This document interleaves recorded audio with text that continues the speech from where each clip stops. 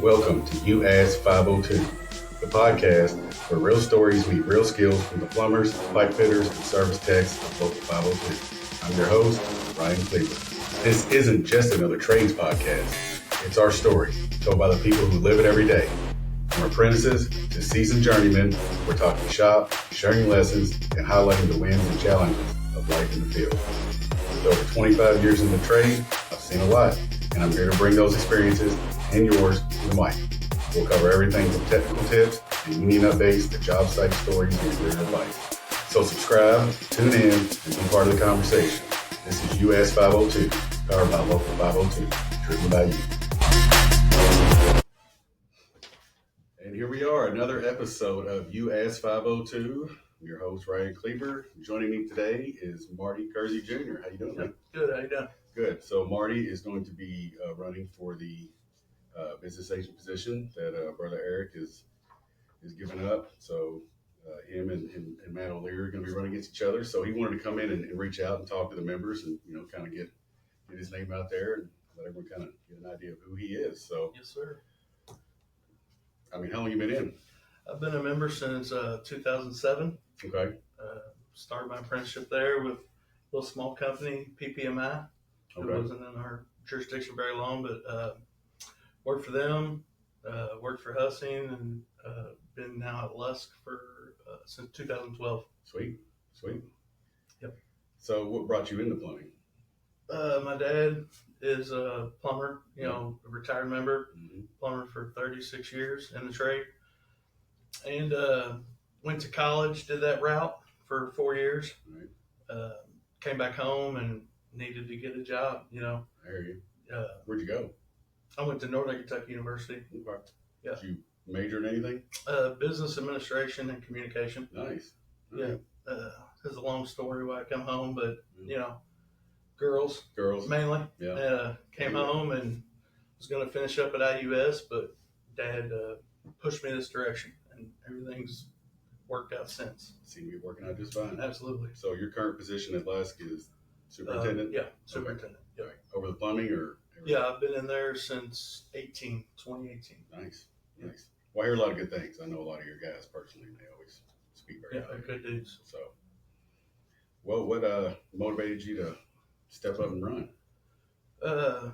Really just the guys. The talks I had with the guys since Eric made his decision. Mm-hmm. Had a lot of people reaching out to me, told me I would be good at this position. I had to think about it with my family, Right. my wife. It was a tough decision. It was. I'm happy where I'm at, but in the end, I thought this would be best for me and for all the guys that were nominating me or wanting me to do the position. So, absolutely. So I did some similar stuff like that. Talked to the wife, and Mm-hmm. prayed about it. It was like just Yeah, it took me a while to get there. It was around Derby time and kind of going both ways, but right. I'm there and I'm happy with my choice now and Right. ready to see it through. So Good deal. Who do you think or what or anything has influenced your leadership style, I guess? probably my dad mainly. Here you can be tough. Yeah, I was an apprentice for him for 3 years when he was the superintendent at PPMI. And he's tough, hard-nosed, old school. And then I worked for Eric for a little while when I was an apprentice coming up. And then I worked for Jody some as well at HMC. Okay. So a lot of the, the older guys who, what I feel like do it right. Esteemed people too. Yeah. I mean, your dad, Jody, Eric, obviously. So, Absolutely. Yeah, it's a lot of. So yeah, some good learning pedigree. perspectives. For sure. All right. Well, what is being a union member mean to you personally? It's staying together, and mainly it's the training that we give our guys down here. I see it firsthand, and it's the standard, that we're putting in on the job every day. It's just that workmanship and the unity, and it's we're booming right now. We really are. Yeah, It's we're crazy. Definitely taking the bull and running with it. So I just got back from Ann Arbor. Mm-hmm. This is the first year you haven't been in forever, I think. Yeah. So you graduated, right? I did last year. Okay. Yeah, So me you and, actually got a degree from there? Yeah, me and Knopf and Brian and Austin. Kanafi? Yeah, last year. All right. So yeah, this is my first year not being up there. we'll be starting school next week, next Yeah. Tuesday, start instructing. So that'll be my 10th year, I think, from when Dale and Larry were there to Chuck and Eric, and now to Nick and Jeremy and Mike. Mike. Yeah. We've got a good run of good coordinators. Absolutely. So yeah. I kind of jumped into it when I was done. As a 5th year, pretty much the next year, Dale kind of swooped me in there. So, poached you. Yeah. Took me some time to get to Ann Arbor, but that's a great trip, and I did miss it this year, definitely. Yeah. It's a lot. It's 40 hours. So the MCA came this time. So I think Steve Milby came last year, but Dennis Jr. Chardon came this year, and just very eye-opening when you talk to them to see exactly, which you've been there, obviously, with the trainers and the classes. I mean, it's a hard 40 hours.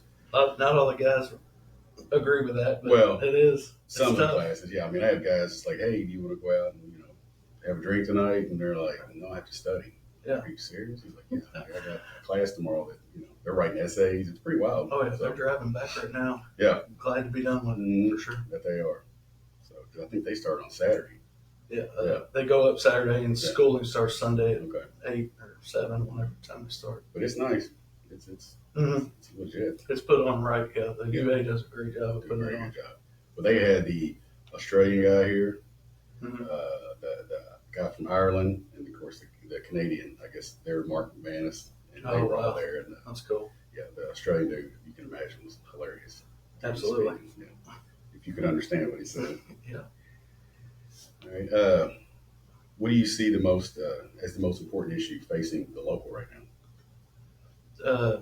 Probably one of me being on that side as an instructor is what we're pushing forward to get the school size and making the room for the amount of workers we're bringing in every year. That's something I guess we're solving. We're solving that, trying to get that building going, making room, and also probably just keeping work the way it is right now, as steady as it is, and it's extremely steady right now, which is good. Right, trying to keep that as it is. We really haven't fell off much from when the local was wide open. It doesn't seem like all that. I mean, I think it's just more local, but we have a lot of good local work and a lot of guys working. I think running the numbers, I think we're averaging each member, if you divide it out, is averaging 300 more hours a year. Wow. Than 2019, which was a little study we pulled off recently. So that's amazing. It is. I mean, the out of work list has probably been pretty bleak. There's a lot of people on it, but a lot of them are traveling because of Blue Oval, they get a taste of that money. And it's like, I can't live for under $4,000 a week. I'm like, you got that here anymore. Which if you do make it in, you'll see all of that. Right. I'm sure. So, it's fine. All right. How do you think you would approach a tough decision when members' opinions are divided? I'm thinking you're going to hear each opinion from the members that are divided. Sure. You're going to hear that, and you're going to try to get them together, or you got to find a middle ground. Mm-hmm. I'm sure there's rights and wrongs, but hearing all sides and trying to find a compromise, trying to find a middle ground that's best for those members that have the different opinions and for us as a body. So it's tough. I've definitely learned to hear both sides of the story and then try to make a decision. And then try to find a third side too. That's right. That's usually the one that's probably most the truth. accurate. Yeah, for sure. What do you believe makes a good union leader, and how do you measure yourself against that standard? Yeah, a good leader is going to stand up for his guys. He's going to put the work in right, up to the standard, and get it done in a timely manner too, and do it right. I hope that I stand up to all that as I'm saying it, but only the people that I've worked with in the past can really say. But I've tried to do that, on a daily basis, for sure. Well, something I've learned too is stand up for the guys. Sometimes you got to stand up to them because they'll be like, hey, and it's like, hey, you were in the wrong here. So, and you got to be able to look somebody out and tell them that. That takes a little bit to be able to do that. Oh, I'm sure. It's not always fun either. But to the previous question, you got to do what's right, but hear everybody out and make a decision from there. For sure. Is there a different way? So we got a lot of, outlets, social media, podcasts now. I Mhm. mean, is there another plan you might have to keep members informed of stuff? Is there anything maybe we're missing that you Yeah, thought I would be a thought good about addition? that. I mean, it's mainly just communication. I think Mm-hmm. even with the job that I do now, it's communication. I feel like if you're communicating and Yes. you're talking to everybody up front on the front end, it makes the job and everything so much smoother on the back end. Yeah. Yeah, Yeah. that's the big thing. I think we do a great job of this podcast, for instance, social media, Mm-hmm. just everything of getting the word out, Yeah. emails, top to bottom. We've been doing good. It took about 4 years to collect everyone's email. Yeah. We finally got it. So it's tough.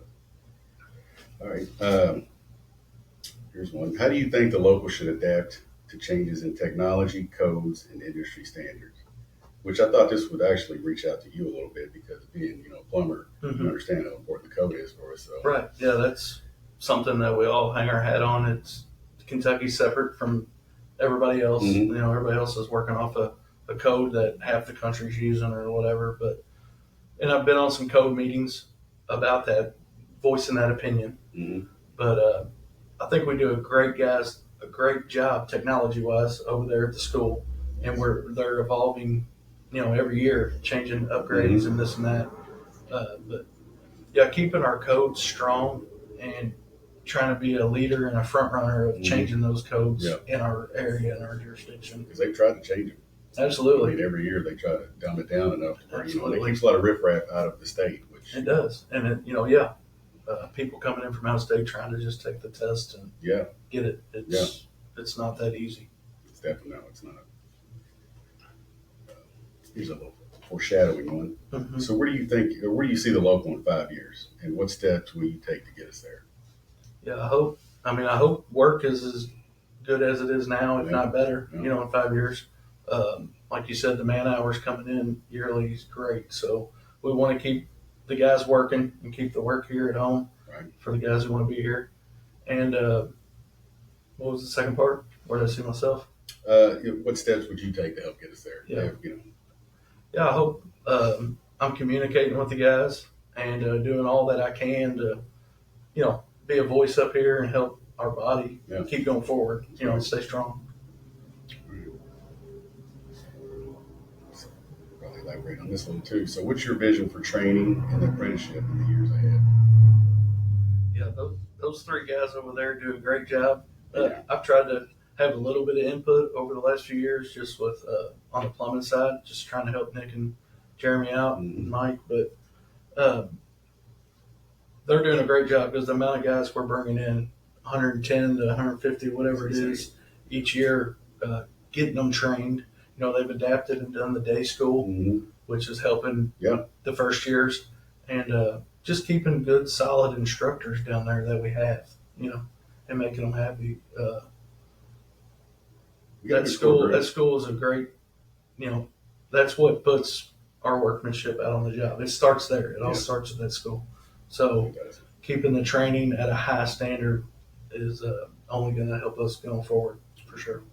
I think we got that locked down. Yeah. Hopefully this new facility is just, I've heard all about it. I haven't really seen anything, but it sounds like it's state of the art. It's expensive. Yeah. I've heard And the budget, it's a little over budget. Yeah. So I don't know. That's going to be some help. We need some sponsors or something. I don't know if it's going to work. We're working on it. We're working on it. So Right.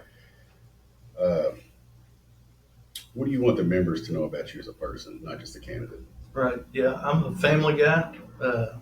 My wife and I only have single son, or one Okay. son who's getting ready to turn 16 next Monday, August 18th. Kaywood, right? Kaywood. Yeah. He's named after.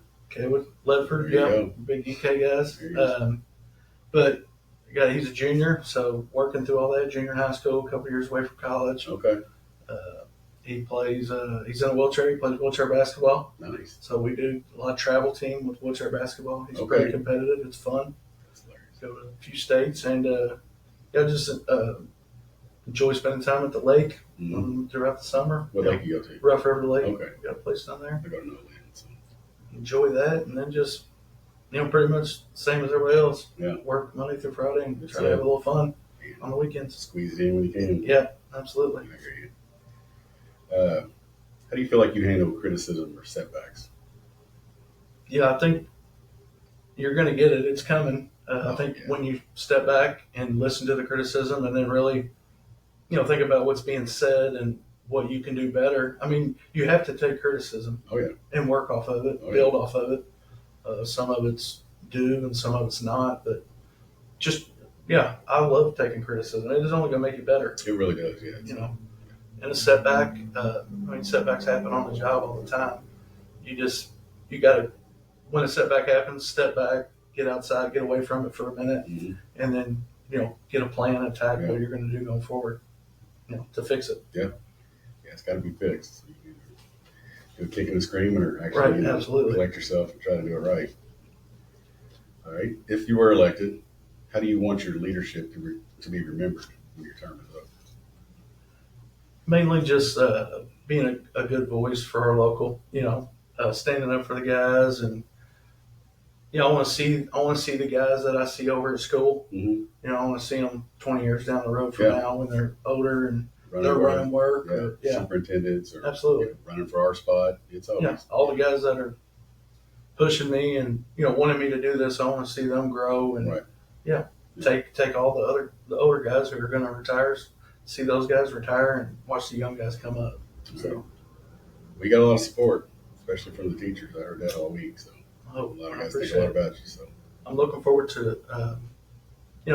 It's 3 weeks away, but I wish we could get here quicker. But it's part of it. But I'm looking forward to the fun too of just being down there on Friday and Saturday. It is a good time. I feel like we haven't had my spot that's being run for by me and Matt, and then you got 52 delegates that are going to be on that, or 51. That's going to be fun. It's going to be a lot of people. Yeah, it's going to be wild. Hopefully they don't all set up a tent, but if they do, it's going to be like state fair down there. Oh, we should have that issue solved with all the parking problems. Right.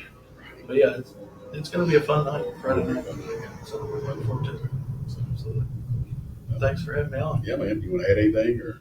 No, just I appreciate everybody who put me in this spot. Like I said, it took me a minute to get there, but I'm glad I did, and I'm set with my, I'm happy. So what happens, and all I can do is control what I can do going forward. That's it. So, all right, man. Looking forward to it. Best of luck, sir. All right, thank you. See you, bud. All right, thank you. Bye.